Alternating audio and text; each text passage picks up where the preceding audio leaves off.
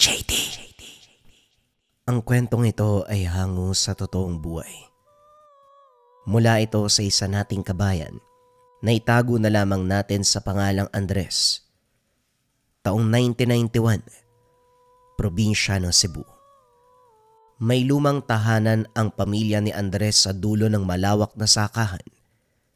Sinasabi ng mga tao na minsan na silang nakarinig ng mga boses doon. May ingay ng takbuhan. Minsan pa parang may nag-aaway. Ang mga lumang gamit ay nagkakalampagan. Matagal na panahon ng walang tao, kaya iba ang kutob ng magsasaka. Ang sabi ng iba maligno, pero para sa nakakaalam, duwende ang mga ito. Puti at itim. Ang yumaong ninuno na si Antonio ay dating albularyo na may inaalaga ang puti at itim na duwende. Hindi magkasundo kahit na parehong duwende. Ang itim ay kilala bilang masama, mahilig makipaglaro at mambiktima ng mga tao. Samantalang ang puti ay mabait, tumutulong sa panggagamot. Magmula sa araw na sumakabilang buhay si Antonio, wala nang pumapagitna sa tuwing mag-aaway. Literal ang gulo. Ang mga gamit sa bahay ay mawawasak. Daig pa ang binagyo. Ang malala kapag may taong dadaan sa oras na nagbabangayan, babatuin ng sumpa ng itim na duwende. Gagamutin naman ng puting duwende. Ibabalik ng itim. Kakalasin muli ng puti. Paulit-ulit. Hanggang sa magdusa ang biktima o hindi kaya malagutan ng hininga. Kagaya ngayon, kasalukuyang nagtatabas ng damo si Andres nang marinig ang kalampagan sa lumang bahay. Nang maalala ang usap-usapan, nagmamadali sa pagpuslit upang malaman. Unang bumungad ang galawan na mga gamit. Kusang nahulog sa kinalalagyan. Nabasag ang mga nakatambak na paso. Basag ang salamin. Maging ang kurtina sa bintana ay nabaklas. Mula sa hagdan, malakas ang tunog ng mga yabag. Sinuring mabuti ng binata subalit walang makita na kahit maliit na anino. Ayon sa kwento, maliit na ninalang ang mga duwende. Nang buksan ang pintuan, kusang natigil ang lahat. Nawala ang ingay, nahinto ang pagbasag ng mga gamit. Hindi malaman ng binata kung saan humugot ng tapang upang pumasok sa tahanan na pinamumugaran ng duwende. Sinilip bawat sulok. Hinanap ang munting nilalang. Hindi naglaon. Napansin ang mga yapak ng paa sa sala. Sinundan ito at umabot sa kabilang kwarto. Inakalang makikita ang duwende pero nagsara ang pinto at nakulong sa loob. Kahit anong bukas ay ayaw.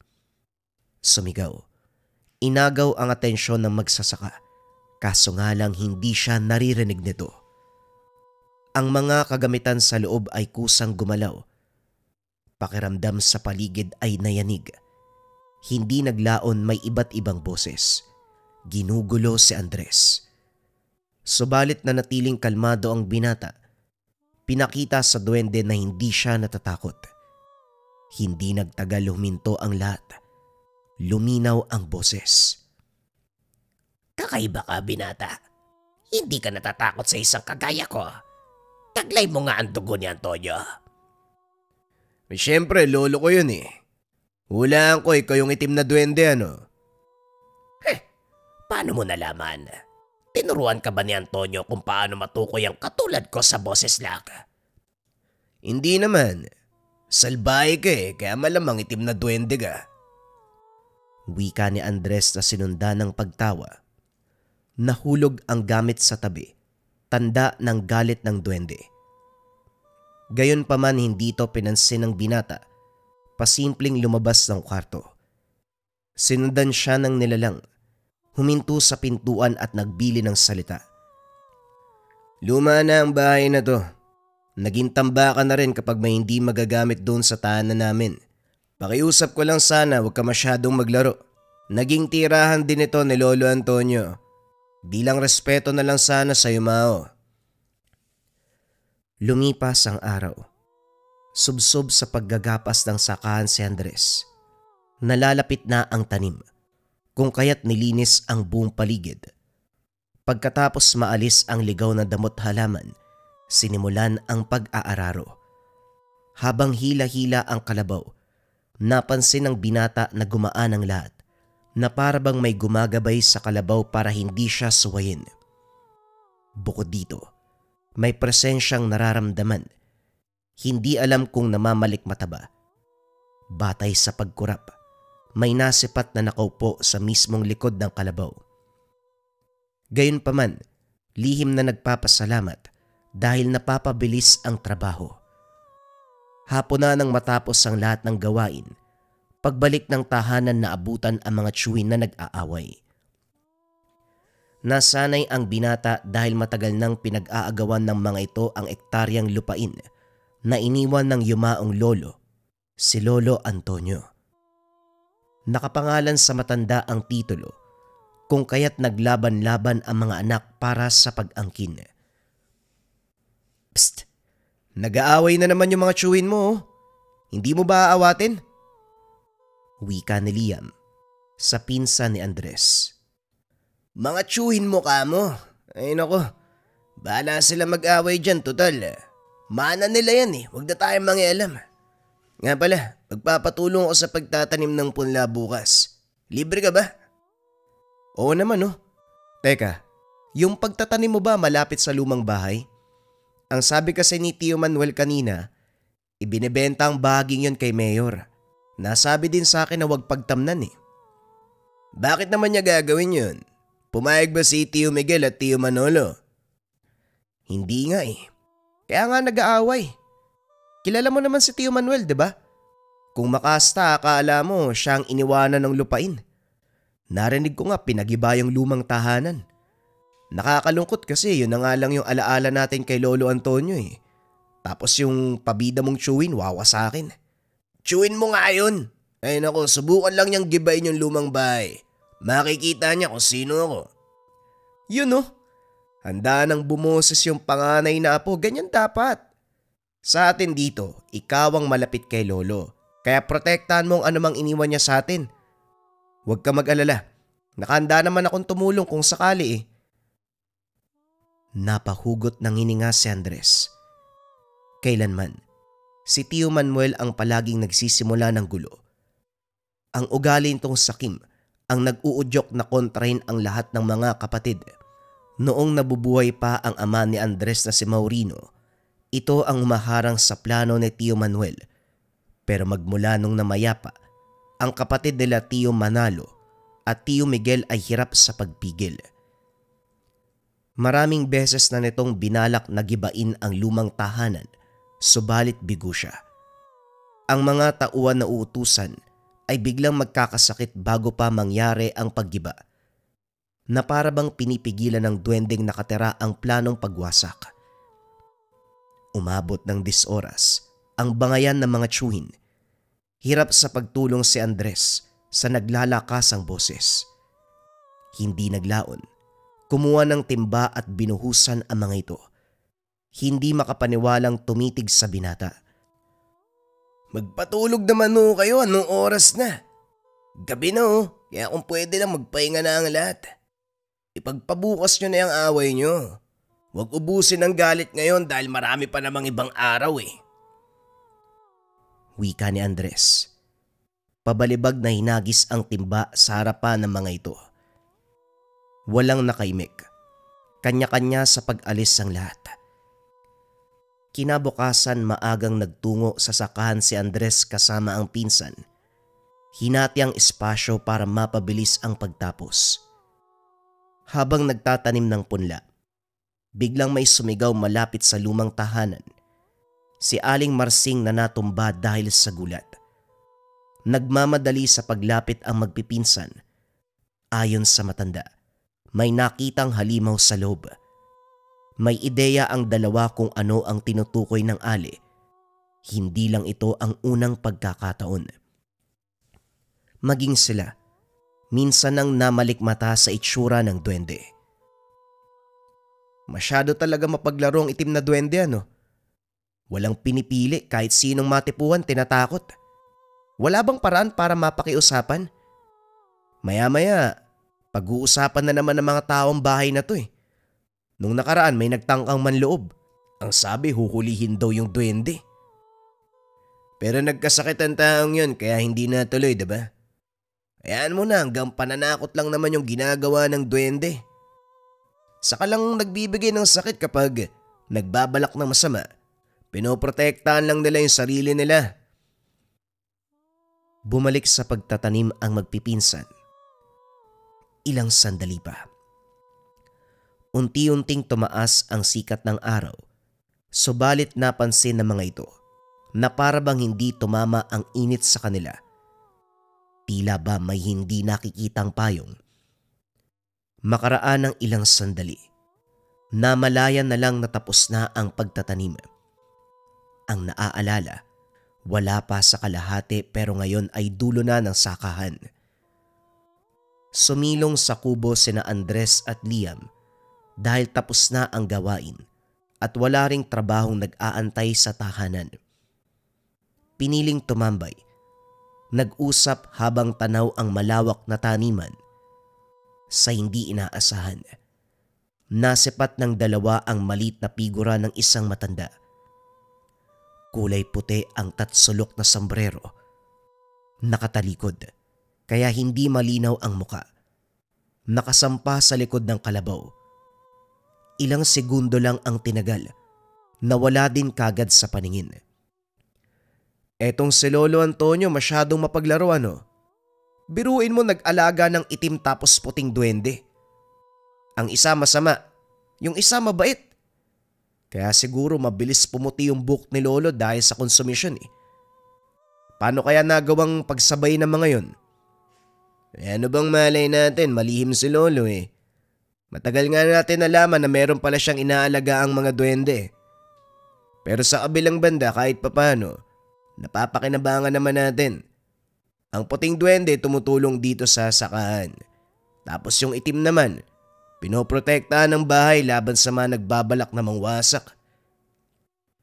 Kung sa bagay pero parang tayong dalawa lang yung naniniwala sa pamilya natin eh. Sina Tiyo hindi. May tanong pala ako. Bukas kaya yung ikatlong mata natin? Nakikita natin yung duwende paminsan-minsan eh. Natahimik si Andres. Ito rin ang matagal na tanong sa sarili. Nang sulyapan ng kalabaw, muli na namang nasipat ang puting duwende. Sa sunod na pagkurap nito, naglaho bigla. Nang lumingon sa tahanan, mula sa bintana na klaro ang figura ng itim na duwende, lumilikha ng higanteng anino para linlangin ang makakakita. Pagkatapos sa taniman umuwi ang dalawa. Kagaya ng palaging naaabutan, nagkagulo na naman ang mga tiyuhin. Sa puntong ito, hindi lang pagbato ng salita, may kasama ng pisikalan. Pumwesto sa tabi sina Andres at Liam, pinapanood ang drama ng pamilya. Walang babae na asawang makakaawat dahil pare-parehong byudo. Hindi lang basaga ng muka ang nangyari, wasak ang mga gamit, maging ang iilang parte ng tahanan. Saka lang nahinto nang dumating ang kapitan. Nagreklamo ang mga kapitbahay, dinala ang mga tiyuhin sa barangay. Ang naiwang magpinsan ang nagligpit ng mga kalat. Sa kalagitnaan dumating ang nagpakilala na kaibigan ni Lolo Antonio. Sa itsura nito, masasabing albularyo. Ang bandana sa ulo, may nakaipit na mga dahon. Sa bewang ay may nakasugbit na itak. Garapa ng langis. Bote ng alak. Ang buyo sa kabilang kamay ay puno ng halamang gamot. Nakangiting hinahanap ang yumao. Pinatuloy ang matanda. Nabura ang tuwa matapos malaman ang sinapit ni Lolo Antonio. Hindi makapaniwala dahil inilarawan ito bilang malusog, masayahin, walang pinoproblema, mahusay sa panggagamot. Bigla na lang hindi nagising, dahilan ng kamatayan. Humingi ng anumang gamit ng yumao ang matanda. Dinama ang damit. Inihipan ng 3 beses. Hindi naglaon na tukoy ang dahilan ng pagkamatay. Duwende. May nakikita kong duwende. Lumapit ito sa higaan ni Antonio. Galit. Hinigop ang lakas hanggang malagutan ang hininga. Duwende. Isang duwende ang pumatay kay Antonio. Nagkatitigan sina Andres at Liam. Hindi man matukoy ng matanda kung sino ang eksaktong nilalang. Sumagi sa isip ng mga binata ang itim na duwende. Alaga man ito ng yumao, hindi may kakaila ang likas nitong kasamaan. Dinala nila ang matanda sa lumang tahanan. Pagpasok umalingaw-ngaw ang ingay. Boses, yabag, kusang gumagalaw ang mga gamit. Kung hindi alerto, siguradong matatamaan. Sinuri ni Mang Seryo ang bawat sulok, pero maigpit ang pag-iling. Hindi ang alagang duwende ni Antonio ang pumatay sa kanya. Sa tingin ko, may naagrabyado siyang nilalang kung kaya't binalikan siya para paslangin. Kung ganon, may paraan po ba para malaman ang kinaroroonan ng duwende? Meron, pero hindi ako papayag na subukan ninyo dahil buhay ang kapalit. Hindi basta-basta ang duwende. Sa pangitain ko, masyadong malakas na kahit ang lolo niyong albularyo hindi nagawang pigilan ng puwersa. Kayo po, baka may magagawa kayo para mabigyan ng hustisya ang pagkamatay ni Lolo Antonio. Albularyo naman po kayo, di ba? Oo, pero hindi ako basta-basta pumapasok sa laban na alam kong hindi ako mananalo. Hindi ko galing ibuwis ang buhay sa laro ng anumang elemento. Ipagdadasal ko na lamang ang kaluluwa ng inyong lolo. Nagkipit balikat ang magpinsan. Pagkatapos ng pagsuri sa lumang bahay, umalis na rin ang matanda. Ang labo naman ng matandang yun. Alam niya kung sinong pumatay kay lolo. Alam niya rin kung paano matutunto ng duwende. Pero walang balak tumulong. Kaibigan ba talaga yan ni Lolo Antonio? Nag-iingat lang si Mang Seryo. Narinig natin pareho na hindi siya susuong sa laban na alam niyang hindi siya mananalo. Wais na pagpapasya para makaiwas sa anumang panganib. Ang sabihin mo, duwag. Alam mo ang pamamaraan pero wala kang balak subukan. Kaduwagan yon, pinsan. Napailing na lamang si Andres sa tugon ni Liam. Sa kabilang banda, tama naman ito. Pero nauunawaan niya ang desisyon ng matanda. Nang mga sumunod na araw, nagtungo ng bayan ang magpinsan para gapasin ang taniman. Pagmamay-ari din ito ng pamilya. Sila ang halos kumikilos dahil ang mga tiyuhin ay abala sa pakikipag-away. Ilang araw din ang tinagal bago nakauwi. Laking gulat dahil wasak ang lumang tahanan. Matagumpay na giniba dahil nagtawag ng albularyo si Tio Manuel para itaboy ang itim na duwendeng nagbabantay. Walang natira. Tinupok ng apoy ang lahat. Hindi nakapagpigil si Andres. Nilapitan ang tiyuhin at ginawaran ng suntok.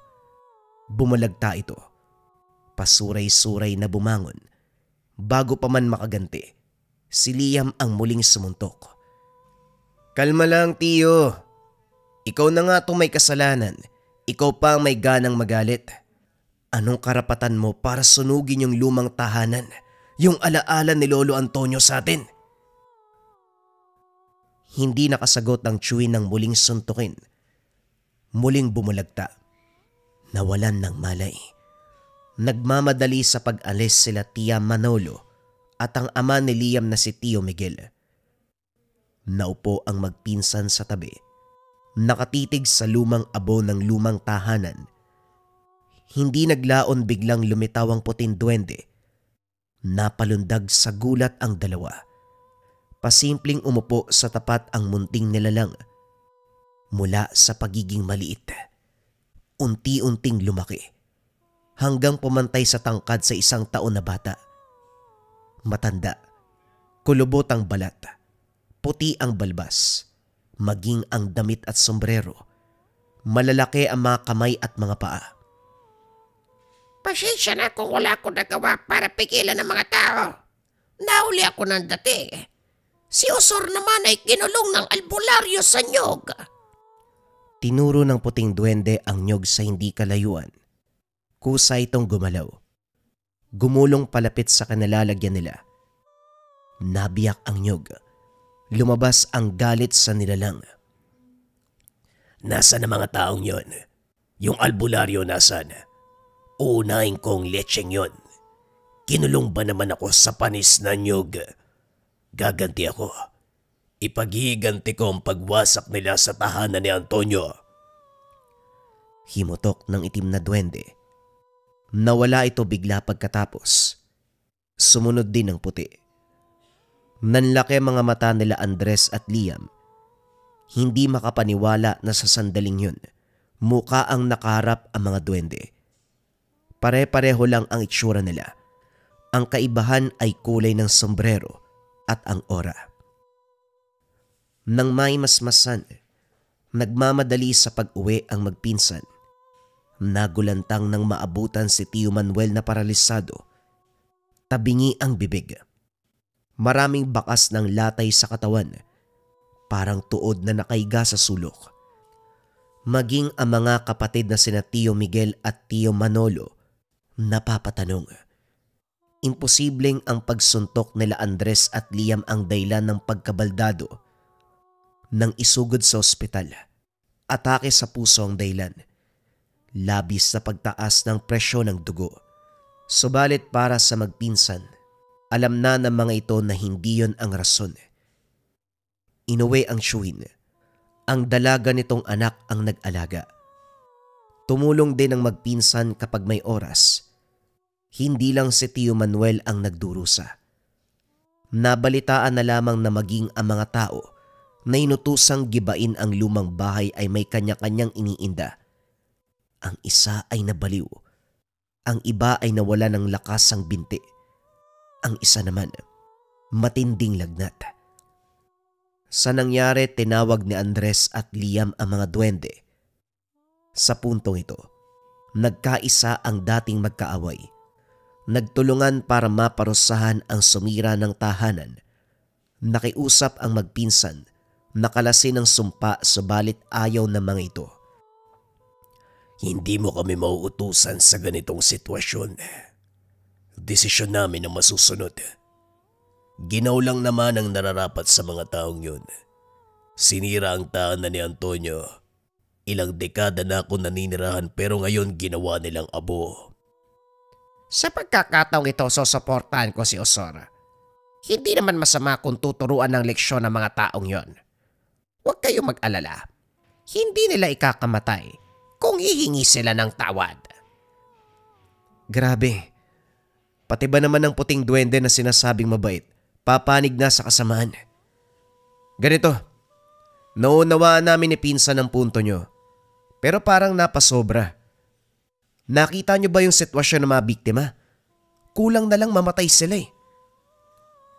Binata, kami ang biktima rito. Tahanan namin ang ginawa nila. Bahay nyo rin yun. Magmula nung kinupkup kami ni Antonio, yun ang kinilala naming tirahan. Nauna pa kami sa inyong mga apo. Nauna din kami sa mga magulang nyo. Binata pa lamang ang lolo nyo. Yun na ang tahanan namin. Napabuntong hininga ang magpinsan sa takot na sila ang pagbalingan. Hindi na nangulit pa. Nakiusap na lamang na wag palalain ang pinataw na parusa sa mga biktima. Dumaan ang buwan, wala pa ring pagbabago sa kalagayan ng mga ito. Si Tio Manuel ay walang senyales ng kagalingan. Ilang ulit na bumalik sa doktor. Naubos ang pera sa panggagamot. Naawa na din sina Andres sa pinsang babae kung kaya't inamin ang katotohanan. Hindi naniwala dahil para kay Angeli. Usap-usapan lang ang sinasabi na may alagang duwende si Lolo Antonio. Pinaliwanag ang lahat pero ayaw paniwalaan. Umusad sila sa kasunod na akbang. Si Tio Manuel mismo ang kinausap. Malinaw ang reaksyon ng Chewin nang sabihin ang tungkol sa mga duwende. Gulat ang reaksyon. Bumakas ang galit na parabang alam nito ang dahilan ng kondisyon. Nakiusap si Andres na humingi ng tawad para kalasin ng duwende ang sumpa. Subalit matigas ito. Dahan-dahang iniling ang ulo. Dinalaw ang iba pang biktima, subalit huli na dahil isa-isang nawala ng buhay. Andres, mali na to eh. Paano kung si Tio Manuel ang kasunod? Siya na lang ang natira. Pinaglamay na mga kasama niyang nagwasak ng bahay. Galit tayo sa kanya, pero pamilya din natin siya. Bumalik ang magpinsan sa taniman. Tinawag ang mga duwende subalit hindi nagpakita. Kahit si Kaging man lang na puting duwende, hindi na magilap. Lumipas sa mga araw, lumala ng lumala ang kalagayan ni Tio Manuel. Hindi na makagalaw. May pulso, pero parang bato ang katawan. Wala ng init. Puro lamig mula ulo hanggang talampakan. Paulit-ulit kinumbinse nila Andres at Liam na humingi ng tawad sa mga duwende. Hindi nagtagal ay napapayag ito. Nagtungo sa pwestong pinagtirikan dati ng lumang tahanan. Pinagdasal si Tio Manuel habang nag-aalay sina Andres at Liam. Makalipas ang ilang sandali, natanaw sa hindi kalayuan sina Osor at Kaging. Kunot noong nakatitig sa kanila. Pinauwi muna ang Chewin bago nilapitan ang mga ito. Napano ba ang Chewin nyo at nag-alay kayo sa baluarte namin? Ano? Bakit ka nagtatanong? Hindi ba kayo ang may gawa ng kondisyon ni Tio Manuel? Pinangunahan ng Chewin nyo ang paggiba ng tahanan, pero hindi namin masikmurang saktan sino man sa anak ni Antonio. Ang pinarusahan namin ang mga taong inutusan niya. Hindi siya kasali. Nagkatinginan sina Andres at Liam. Hindi makapaniwala sa natuklasan. Walang silbi ang pag-aalay dahil mali ang pinatutungkulan. Nagpayo ang mga ito na maghanap ng albularyong gagabay. Pinuntahan ng tahanan ng Mang Seryo. Kagad nagpakita ng interes ang matanda sa sitwasyon. Sumama pabalik. Ito ang nangulo sa pag-alay. Matapos matukoy ang kakailanganin, nagpakatay ng baka at baboy. Nagbaon ng barya sa lupa alinsunod sa kagustuhan ng duwende. Sinundan ng aktwal na pagriritual. Habang tahimik ang lahat, taimtim na nagsusumamo sa nilalang, nakalasin ang sumpa kay Tio Manuel. Biglang sumapi ang duwende sa katawan nito. Binabali ang bawat buto. Kagad pinigilan. Binato ng dasal ni Mang Seryo kung kaya't natigil. Lumapit ang albularyo para sana bumigkas ng orasyon, pero sinakal siya. Kung hindi nangialam si Osor at Kaging, malalagutan ng hininga ang matanda. Nagulat si Mang Seryo sa pagsulpot ng iba't ibang presensya. Pinakilala ni Andres ang puti at itim na duwende bago magkamali sa pagtaboy. Ang mga ito na rin ang nakipaglaban sa kauring sumapi. Hindi makita ng mga mata ang labanan, pero batay sa bigat ng pakiramdam. Matindi ang pagpapalitan ng lakas. Idagdag pa ang daing ni Tio Manuel na nangangahulog ang boses na ng bibiktimang duwende. Pinigilang mabuti dahil biglang liliyad. Hindi lang yun. Nanginginig ang buong katawan. Tensyonado ang lahat lalo na nang biglang mawalan ng malay si Tio Manuel. Nagdatingan na si Tio Manolo at Tio Miguel. Nagalit ang mga ito dahil walang alam sa kaganapan. Gayunpaman, hindi hinayaan na pigilan ang sinimulang ritual. Tinaboy ni Liam, samantalang pinagpatuloy ng albularyo ang orasyon. Sa kalagitnaan ng gulo, napansin ni Andres ang figura ng maliit na duwende sa hindi kalayuan. Kumikinang ang bahaging iyon na parabang dinaanan ng boltahe. Naaararo ang mga damo. Nagbungkal ang lupa. Bumigat ang hangin na lahat ng naroon ay nahirapang huminga. Nagpatuloy sa pagsambit ng orasyon si Mang Seryo hanggang tinapos sa pamamagitan ng pagtarak ng balisong sa palad ni Tio Manuel. Hindi maunawaan ng binata kung para saan, pero pagkatapos ay nagkamalay ang tiyuhin. Tila galing sa mahabang pagkatulog. Nagtataka kung bakit nasa labas, kung bakit may albularyo. Walang ideya sa nangyayari sa sarili. Nang mapansin ni Mang Seryo na papalapit sa kanilang gawi ang labanan ng mga duwende, dali-daling inutusan ang lahat na lumikas. Kahit nasa tahanan, damang-dama ni Andres ang kaganapan doon sa taniman. Sa tuwing maaalala ang paglitaw ng mga bultahe, ang ingay nila Osor at Kaging. Palakad-lakad, hindi maiwasang mag-alala. Nang makaramdam ng kapayapaan, nagsalita si Mang Seryo. Tapos na. Hindi lang ang suliranin ng tiyuhin ninyo ang nalutas, maging ang pagkamatay ni Antonio. Ang nakalabang duwende ay siyang pumaslang sa lolo nyo. Ang mga alaga niya na mismo ang gumawa ng paraan. Hindi pinalampas ang pagkakataon na magbayad ang may kasalanan. Nakainga si Andres sa narinig. Gayon din si Liam. Wala sa sariling napasigaw sa tuwa ang magpinsan. Nagmamadaling bumalik sa taniman. Naabutan sina Osor at Kaging na nagbabangayan. Hindi dahil galit sa isa't isa, kundi nagtatalo kung ano nga ba ang pumaslang sa kalaban. Pasimpleng pinakita ng mga ito ang tinatagong kakayahan. Nagtawag ng baging si Osor. Inutusang umatake. Gumanti naman si Kaging. Nagtawag ng serpente. Marami pang ginawa ang mga ito na mahirap ipaliwanag ng magpipinsan. Nang mahimasmasa ng lahat, inamin ng mga nilalang na alam nila ang katotohanan ng pagkamatay ni Lolo Antonio. Sadyang nag-aantay lamang ng pagkakataon na magpakita muli ang duwende. Nang malaman na biktima nito si Tio Manuel, matyagang nag-antay hanggang sa umabot sa punto na umatake ang nilalang. Hindi na pinalampas, kagad tinapos. Puno ng pasasalamat ang magpipinsan. Tinanaw na utang na loob ang ginawa ng puti at itim na duwende. Subalit humindi ang mga ito. Wika ni Osor. Plano na nila ni Kaging noon pa man ang bagay. Mas lalong tatanawing utang na loob ang pagkupkop ni Lolo Antonio dahil sa matanda. Nagkaroon ng maayos na tirahan ang mga ito. Sa paglipas ng panahon, payapa na rin ang pamilya.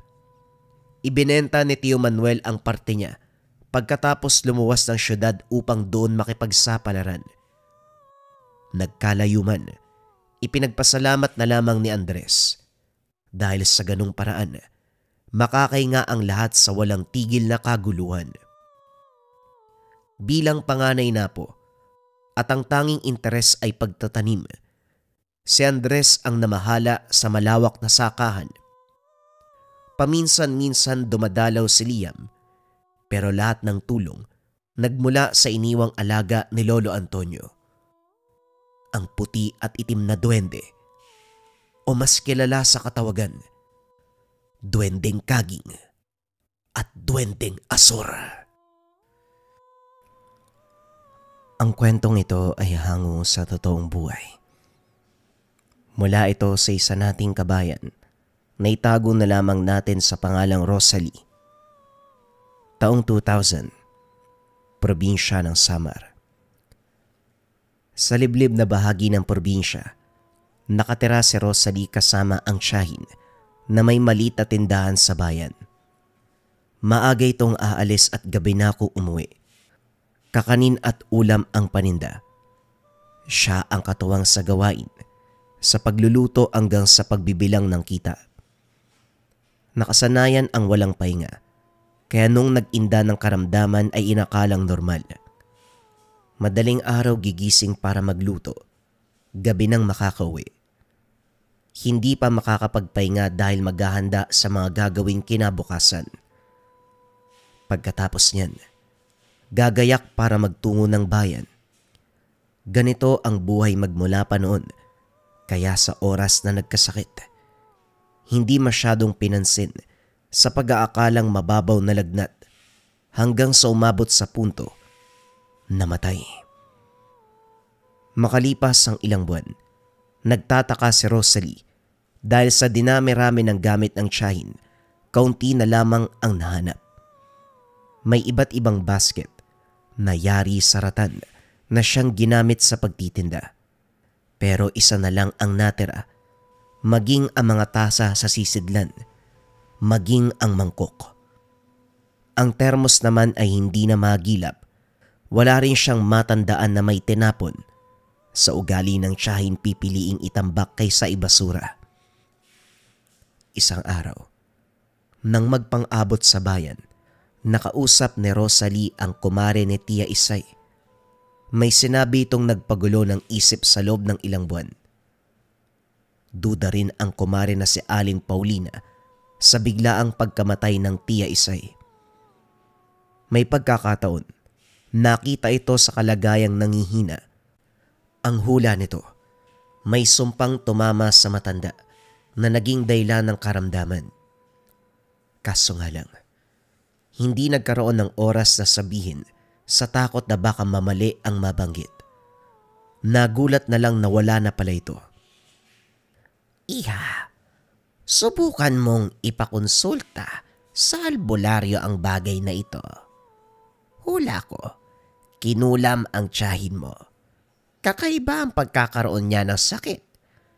Hindi ko maipaliwanag ng maayos, basta sigurado akong kulam. Wika ni Aling Paulina. Paano niyo naman pong nasabing kulam?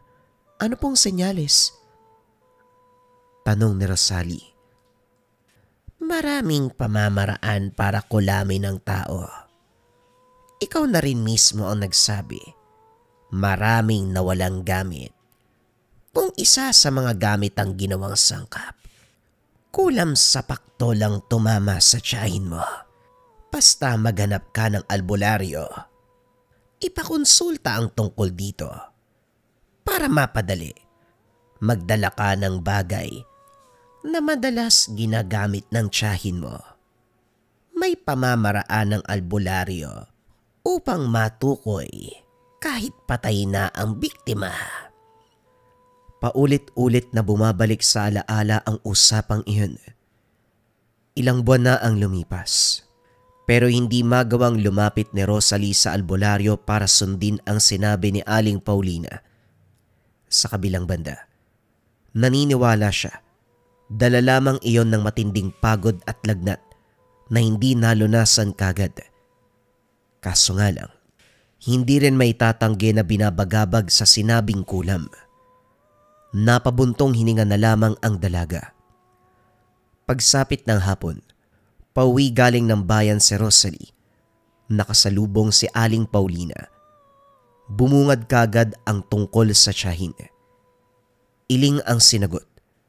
Panghihinayang naman sa matanda. Magtiwala ka sa akin, Iya. Kulam ang kinamatay ng tiyahin mo. Sayang, masasagot na sana ang misteryosong kaganapan. Kaso ayaw mong sundin. Hindi bali na.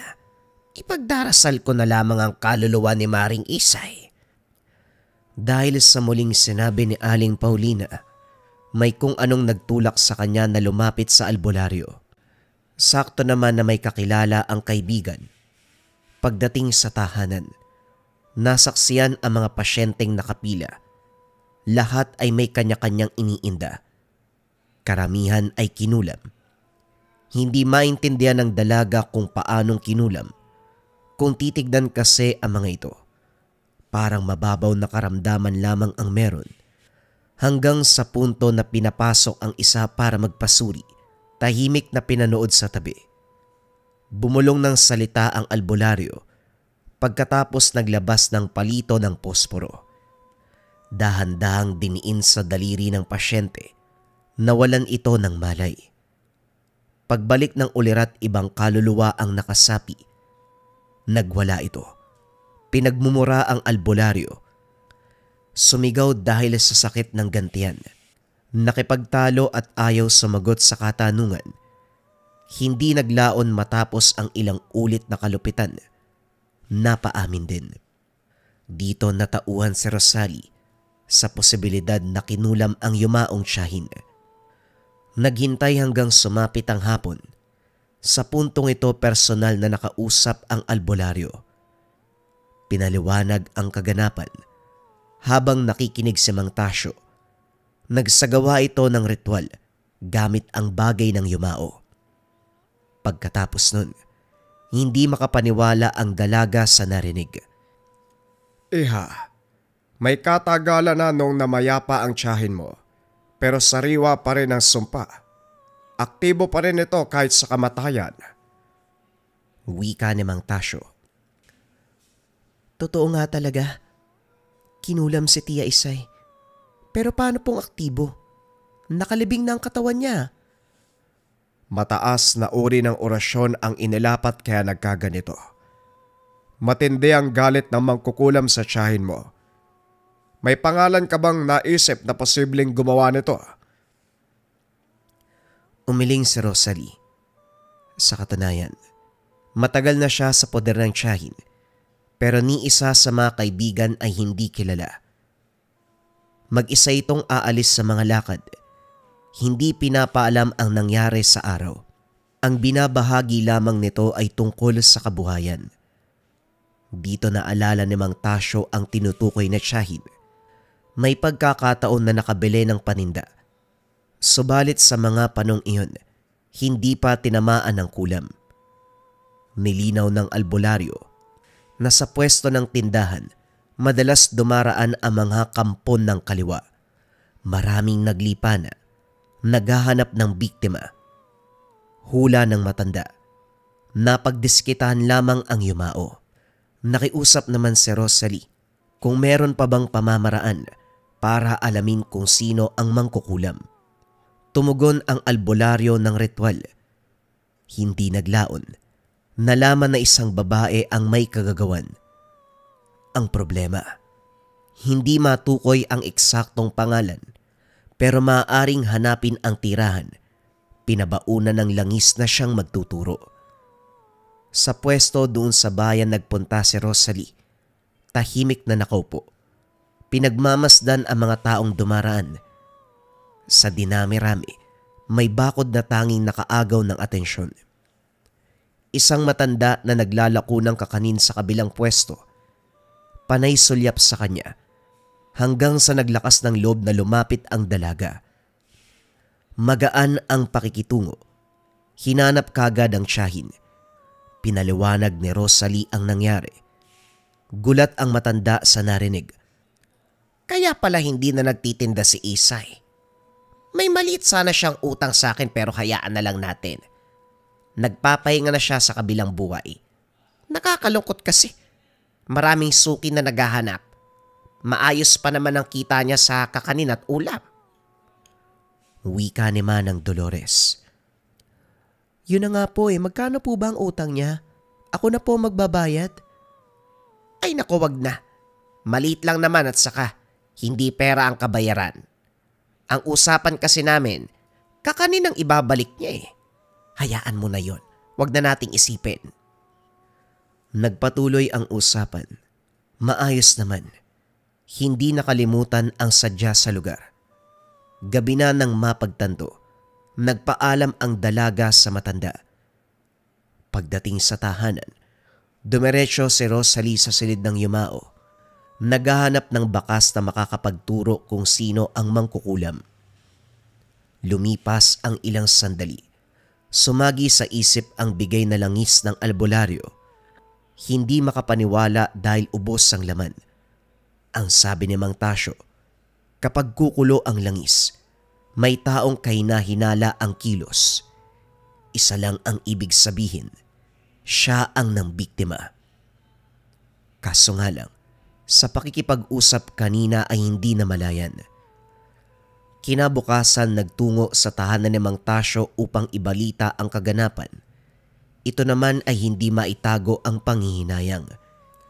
Ay nako, sayang naman kung ganon. Hindi na natin maaaring ulitin dahil alam na namang kukulam na hinahanap siya. Sa puntong ito, delikado na rin ang buhay mo, iha. Kilala ka na ng mangkukulam. Malaki ang tsansa na maging ikaw ay papatayin din noon.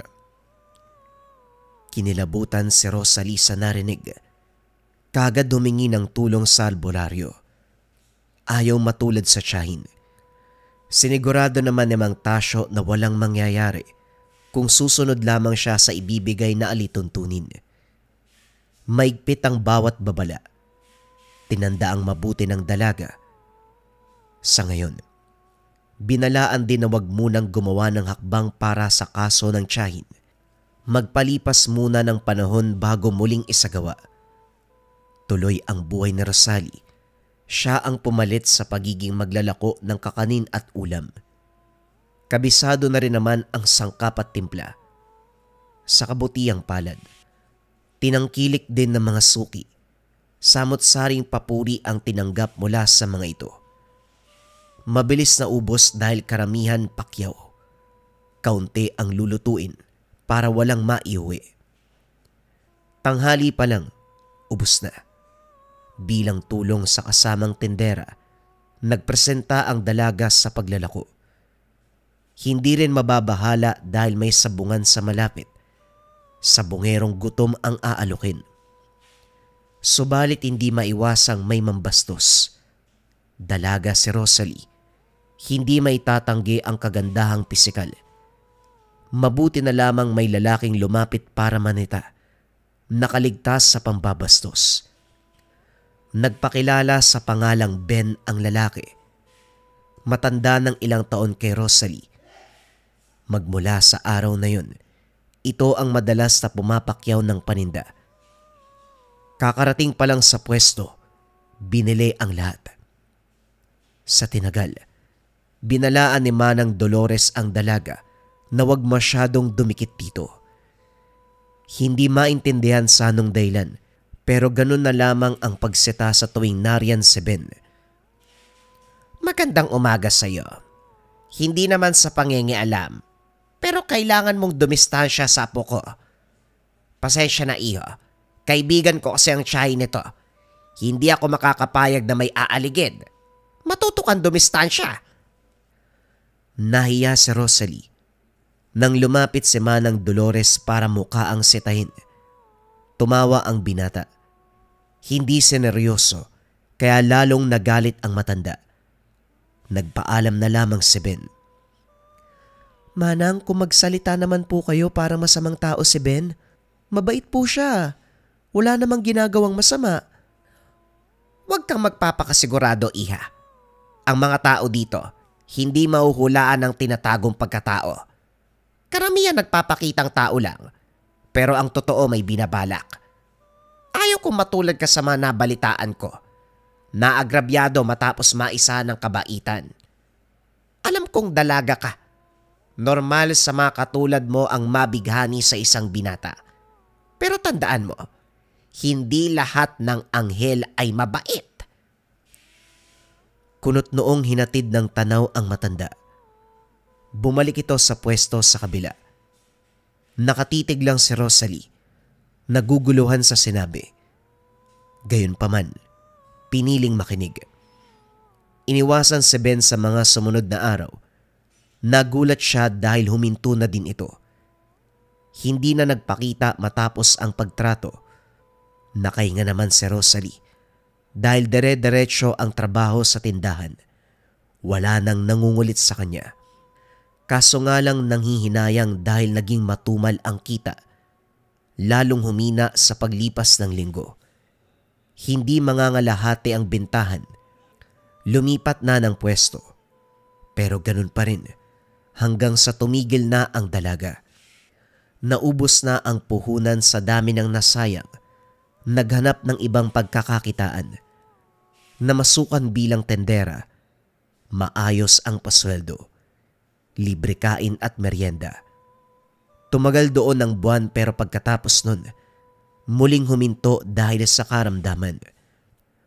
Naisip ni Rosalie ang sinabi ng albularyo, subalit wala namang nangyari sa nakalipas na panahon.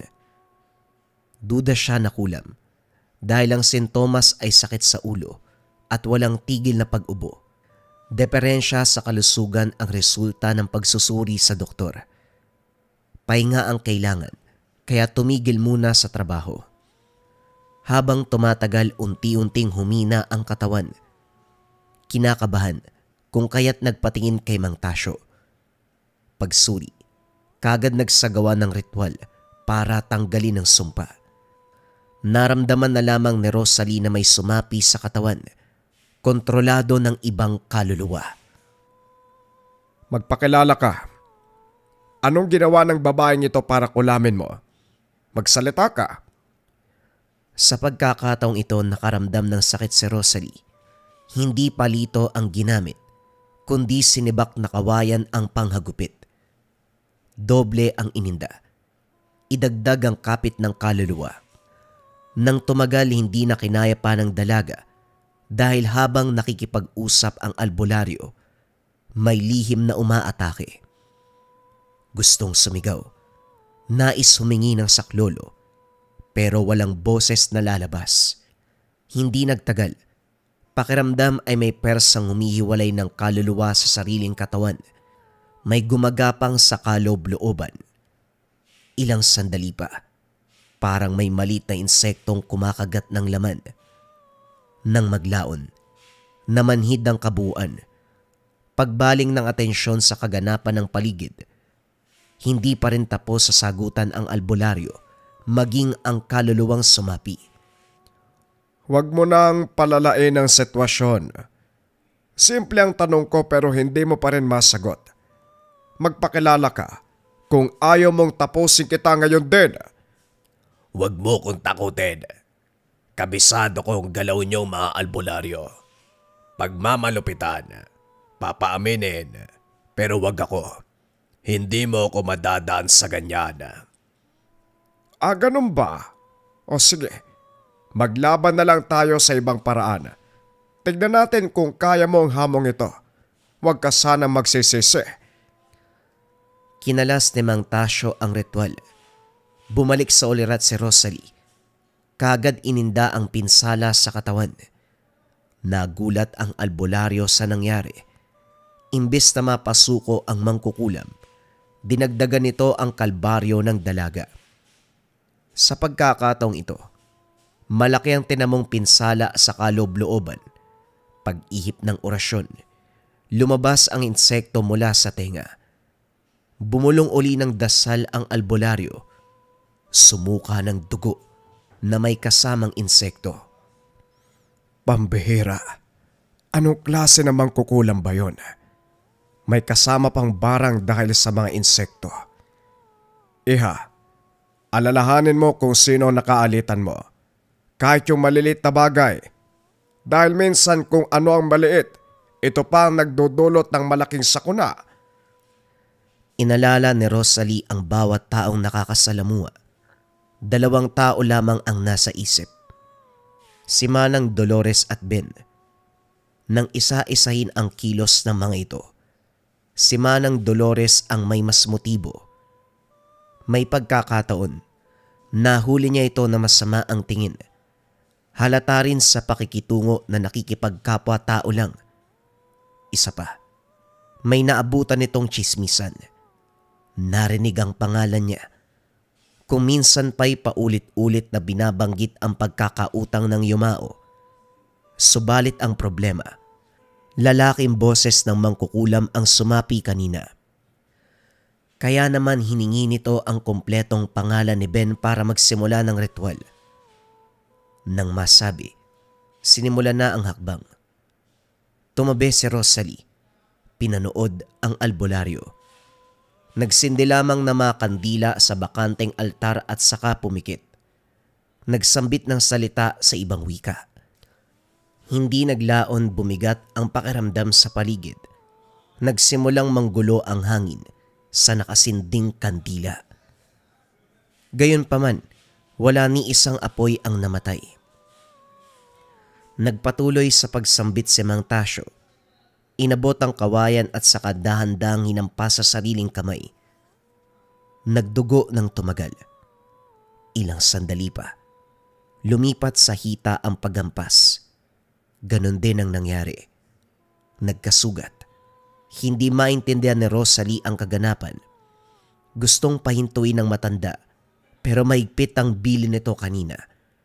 Ano man ang mangyari ay hindi siya makikialam. Makaraan ng ilang sandali, umago sa saigang dugo ng albularyo. Bumigat ang paghinga, pero nagpatuloy sa pagsambit ng kataga. Hindi naglaon, kusang bumigay ang katawan, kasabay ng pagkamatay ng nakasinding kandila. Dali-dali sa paglapit ang dalaga pero kagad sumenyas na lumayo. Nang mag-angat ng ulo si Mang Tasyo, pasimple itong tumawa. Hindi ko alam kung saan mo nakilala ang binatang yon. Mahusay. Magaling Hindi basta-basta. Sa dinami namin ang nakalaban ko sa espiritual na kumbate, siya lang ang matagumpay na kumontra ng ritual. Gusto ko siyang makilala sa personal. Ginanahan ako makipaglaban sa katulad niya. Manong, si Ben po talaga ang mangkukulam? Ano po ang dahilan niya para gawin sa akin yun? Sa inyo, tignan mo ang nangyari sugatan po kayo Walang problema, malayo sa bituka. Huwag mo kong alalahanin. Ang nasa isip ko ngayon, magapi ang mangkukulam na si Ben. Hindi ko inasahan na marunong siya sa aspetong espiritual. Para sagutin ang tanong at batay sa kwento mo, duda kong hindi nagustuhan ang pagtaboy mo sa kanya. Dito naunawaan ng dalaga ang kaganapan. Minsan na ring inamin ni Ben na may gusto ito sa kanya. Nilinaw na hindi na siya handang makipagrelasyon. Ang buong akala'y maayos ang pag-uusap.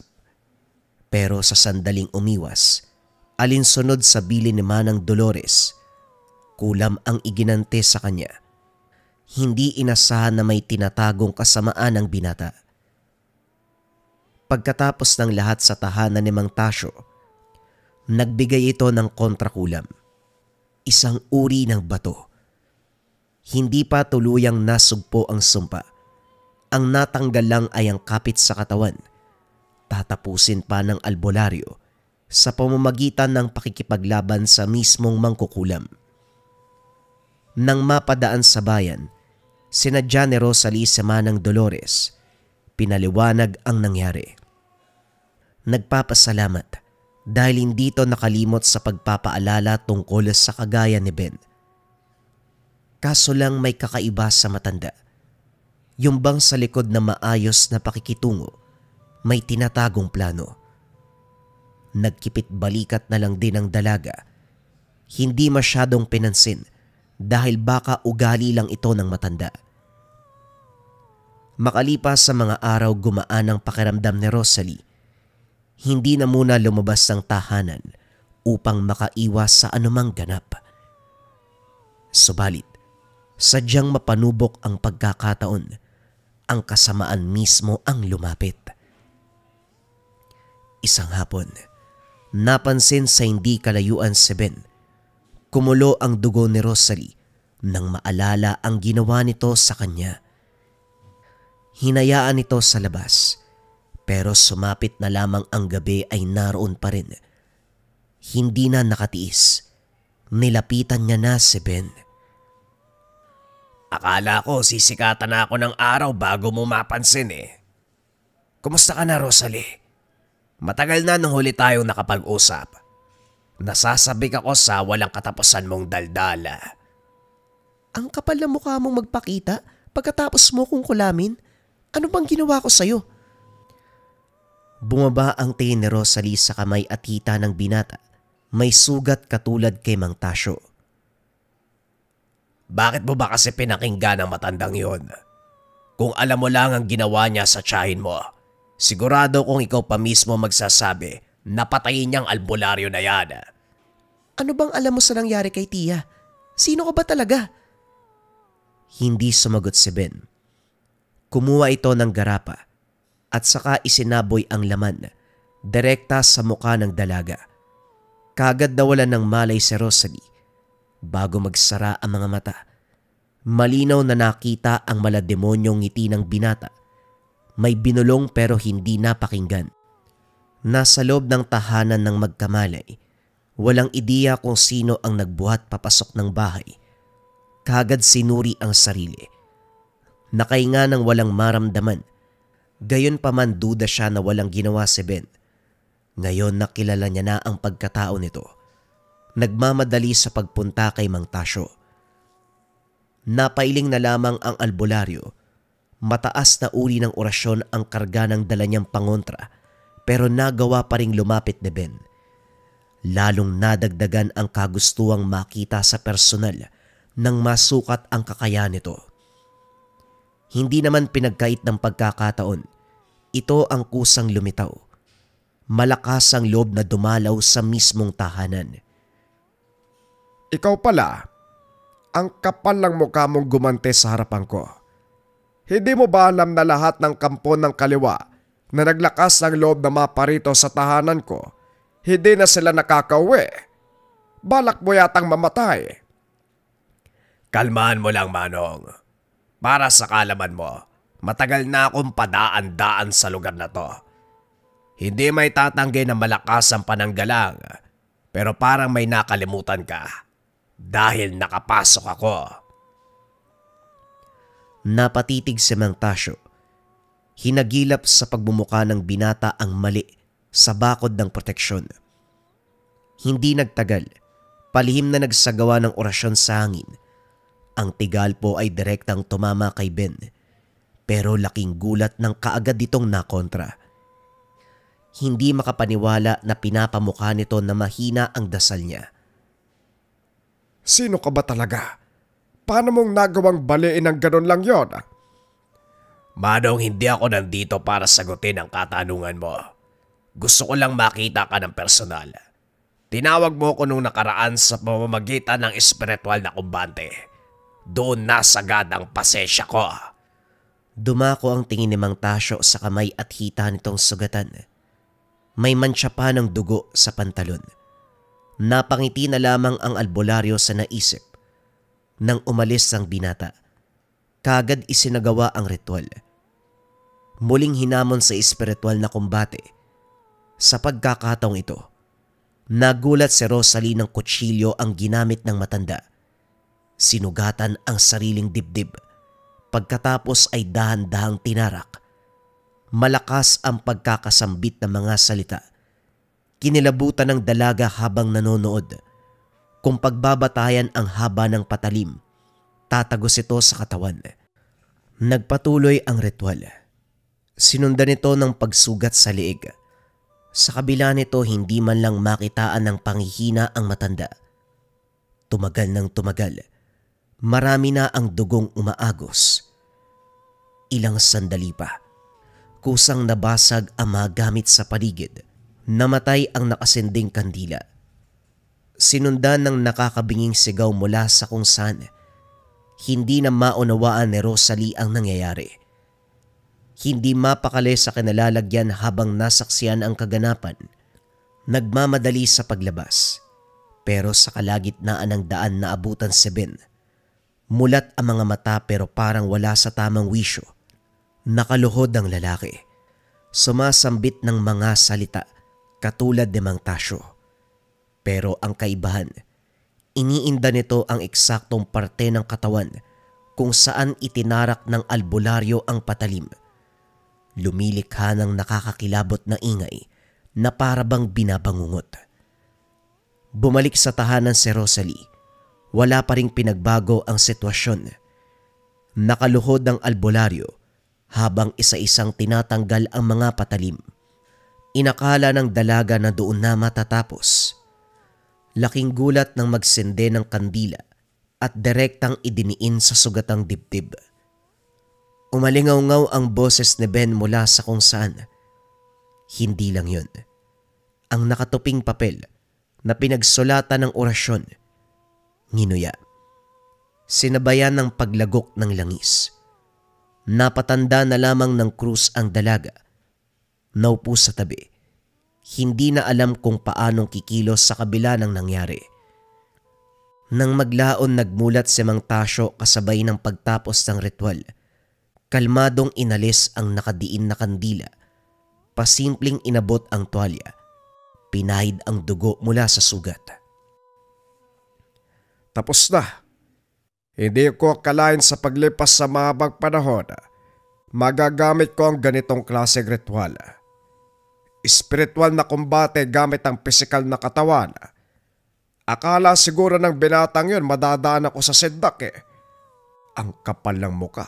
Pumunta pa dito. Todas tuloy. Sabay na pinuntahan ang kinaroroonan ni Ben. Naabutan itong nakabulagta. Bumaha ang dugo sa lupa. Sinabuyan ng langis. Binulungan ng orasyon. Pinauwi ng albularyo ang dalaga kung kaya't hindi nasaksihan ang ginawa sa katawan. Nalaman na lamang pagbalik kinabukasan na maayos nang nailigpit. Kahit anong tanong ayos sa magot ni Mang Tasyo. Pinagpalagay na lamang na inilibing ito. Gayunpaman, kinakabahan pa rin si Rosalie sa ideya na may pamilyang maghahanap kay Ben. Sinigurado naman ni Mang Tasyo na kung sakali mang may maghanap, siya na ang kakausap. At dahil tapos na ang tungkol kay Ben, binalikan ni Mang Tasyo ang kaso ng yumaong tiyahin. Sa dami ng nangyari ay nakalimutan na ni Rosalie.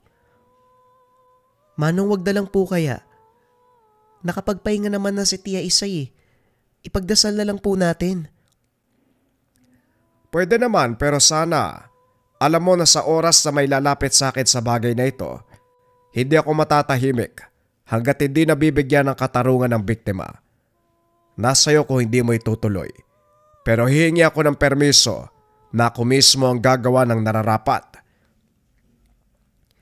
Napaisip si Rosalie. Tiwala naman siya kay Mang Tasyo, lalo na nang masaksiyan ng kakayahan. Ngunit para sa kanya mainam na wag na lamang gambalay ng yumaong tiyahin. Naging mabigat para sa kanya ang magbigay ng permiso, pero pumayag pa rin siya. Nang bumalik sa pagtitinda ng kakanin at ulam, napansin ni Rosalie na bakante ang pwesto ni Manang Dolores. Sabi ng kabila, ilang araw nang walang balita sa matanda. Ang huling nalaman ay nanghihina na ito. Pinuntahan ng tahanan, naabutan itong nakaratay. Namumutla at butot balat. Lalapitan sana para makiramay, subalit sumenyas ito na wag. Hindi maintindihan ng dalaga dahil bigla itong umiyak. Namutawi sa bibig ang paghingi ng tawad. Kusang nagkumpisal. Inamin ito na may galit sa yumaong tiyahin. Nainggit dahil sa tinagal bilang tendera ng kakanin.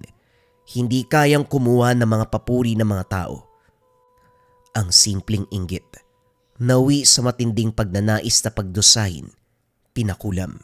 Ang sinuhulang mangkukulam walang iba kung hindi si Ben. Natahimik si Rosalie sa narinig.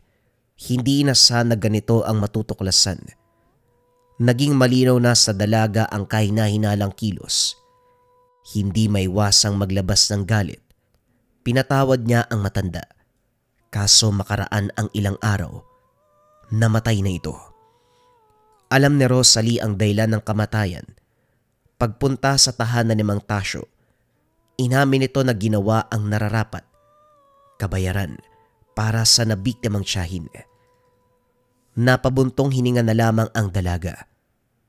Wala na siyang magagawa pa. Nangyari na ang dapat mangyari. Isa lamang ang natutunan ni Rosalie sa lahat ng sitwasyong nangyari. Kung buhay ang kinuha, buhay din ang kabayaran. Nung sinuot yung marahuyo bracelet ng isa nating kabayan, na ospital kinabukasan yung nangungulam sa kanila. Nangyari yung patotoo mga kabayan during live stream natin.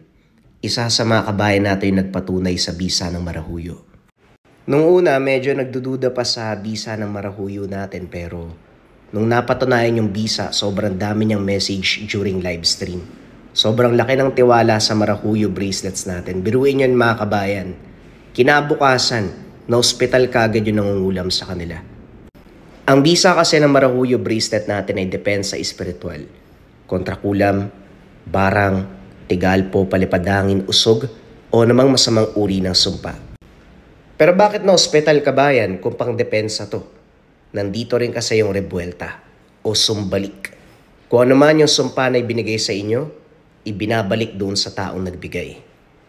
We have 2 colors available, glossy black and brown. Kung interesado kayo dito sa Marahuyo bracelet natin, i-visit nyo lang yung shop ng Lika Merchandise or tignan kung may yellow basket dito. Kapag wala, pakisearch na lang Lika Merchandise kasi mabilis ma-out of stock to. Yan lamang mga kabayan, mag-ingat sa mga scammers.